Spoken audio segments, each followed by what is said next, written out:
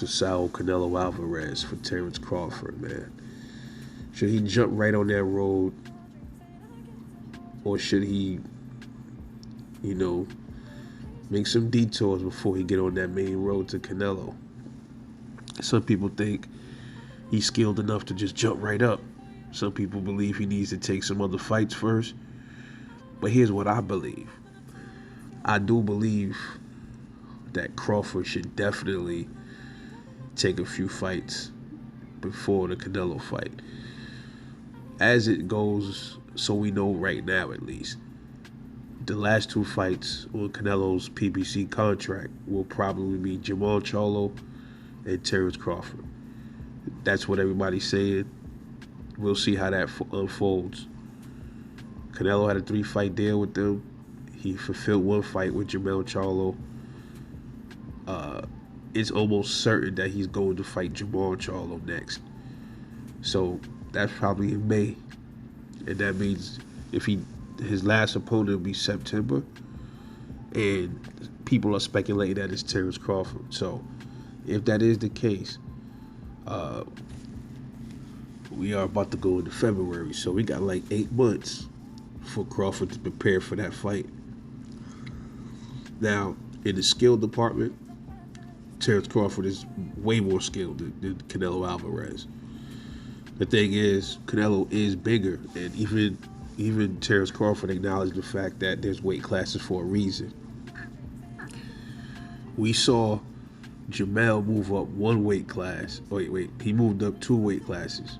Jamel's bigger than Crawford. He moved up 2 weight classes with nothing in between, and thought he was gonna go up there and really do something with Canelo. You know, he didn't acclimate his body to it, and you saw what happened.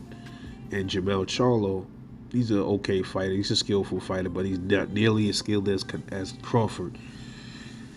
And Crawford already has the skills to beat Canelo, but I think he needs to also acclimate his body to get ready for that, to absorb that kind of punishment without headgear or whatever punishment he may sustain, because he's gonna get hit, but like I said, he's not gonna stand there and be a punching bag for Canelo either.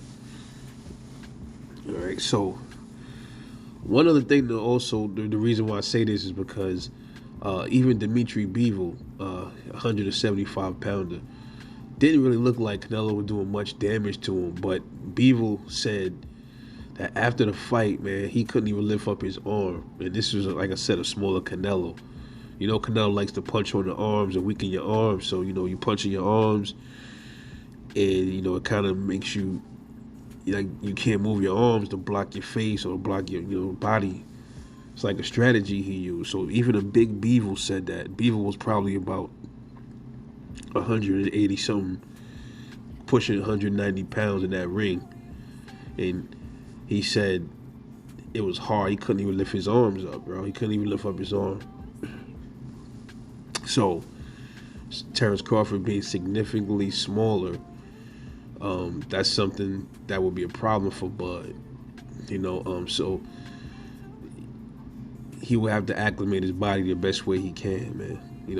Coming up from welterweight to 168 pounds. I know they say Bud walk around at 170 pounds, 165, 170. I think they said he walk around that. Just saying, regardless.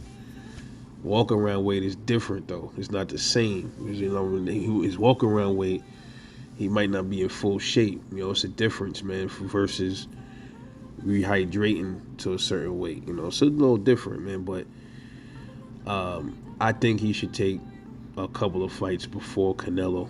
I think this year he should take. I'm pretty sure he's gonna do that, man. Hopefully, he's smart enough to do that. I think Bud is smart enough to know that. He took a tune-up fight before he fought Errol Spence, so Buzz, he's in the gym now, so he's gonna stay ready. My recommendation, though, I think he should fight at both weight classes. He should take the fight at 154, and he should go up to 160 and fight somebody. Now, as far as 154, he's supposed to fight Errol Spence still. I'm hearing this May. I'm hearing he's supposed to fight Spence in May. So we in February. it would probably be wise if, maybe Bud. I don't know if what's going on with the contract with the rematch clause. I was hearing before that something had expired with Spence where his time ran out. I forgot what it was, something like that. Anybody know about that? Like, talk to me about that. But him fighting Spence in May, that will give Crawford some time to still maybe sneak in another fight, maybe. But see, if he fights Spence in May, he goes into camp maybe July or late June for a Canelo fight. So he probably wouldn't be able to get another fight in. So it's best maybe he get a fight in now. But I don't think he can fight right now because of the way I'm not sure what's in the rematch clause. If they won't let him fight anybody until he fights Spence, I don't know. But let's just say he got to fight Spence, and he's about to fight Spence in May. That would be at 154. Could he still squeeze in a fight with somebody at 160 before Canelo in September? That's kind of like pushing it. But I've seen fighters fight real close together all the time. So I think Bud is in enough shape to be able to pull that off. He fights Spence, which everybody believes should be easy work. Even at 154, he might even beat him down even worse up here. So to you Spence fans, had him Flowers ready. Just letting you know. Had him Flowers ready and some more eye patches. But anyway, he fights him in May. So that leaves June, July, August before a Canelo fight, man. So that would mean the turnaround time. If I want Bud to fight a fighter at 160, he would have to fight sometime maybe July, man. Maybe late June, mid July, squeezing something at 160, like a light touch, and then go in there and train for Canelo. Unless he's more confident in himself where he could jump from 154 to 168. That would be almost the same. That's the same thing Jermell Charlo did. He jumped from 154 right to 168. But without a doubt, even if Bud did decide to jump from 154 to 168, he's still going to perform better than Jermell Charlo, in my opinion, bro. Now, some might say, well, Rebel, you don't know that because Jermell Charlo got a chin. He's bigger than Crawford, and his chin probably better than Crawford's. Now, I'm trying to be objective and fair with all of this here. That's a possibility. That could be the truth. Maybe Jermell's chin is sturdier than Crawford's. I don't know. Yeah, Crawford's been hit a few times by some people and got rocked, got wobbled. But I've seen Jermell hurt too. I've seen Jermell hurt by Brian Castano, rocked him and wobbled him. So what does that mean? So I'm just saying, man.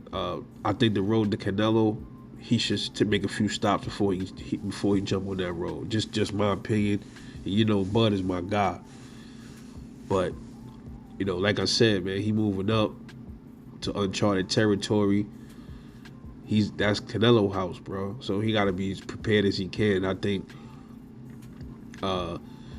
if the Spence fight, I think the Errol Spence fight is it's going to hinder a lot of shit, bro. That's why they should have fought when they were supposed to. They said they was going to fight. They keep doing this shit. Every time it's Spence, they keep pushing the dates every time. Like, first the rematch was supposed to be December, then they pushed it to like February.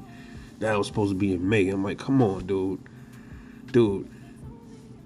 Activate your rematch clause when you ready and willing, bro. Not when you know what I mean? Like, come on. Like, he activating it when he ain't even in shape and ready to fight. Like, come on, man. You got to be ready, bro. He playing games. So, if Errol Spence, if this rematch somehow don't happen, that's a blessing, I think, for Terence Crawford, man. I think then he should go ahead and, fight somebody at 154, whoever it is, bro. Or like maybe pull Boots up, like fight Boots at 154. That would be nice. Like tell Boots to come up to 154, fight Jaron Ennis, and then fight somebody at 160. Fight Jaron Ennis like Like they could plan something for maybe April or March. You know what I'm saying? That's good for Bud because he get a fight in March.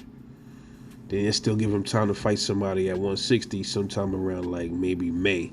See what I mean? And then he can go into the Canelo fight, later on in the year.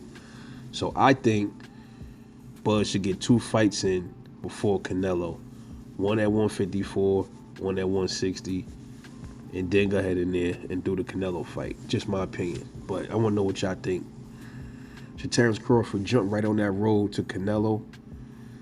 Rather it's after the Spence rematch? Or if the Spence rematch don't happen, should he go right into the Canelo fight?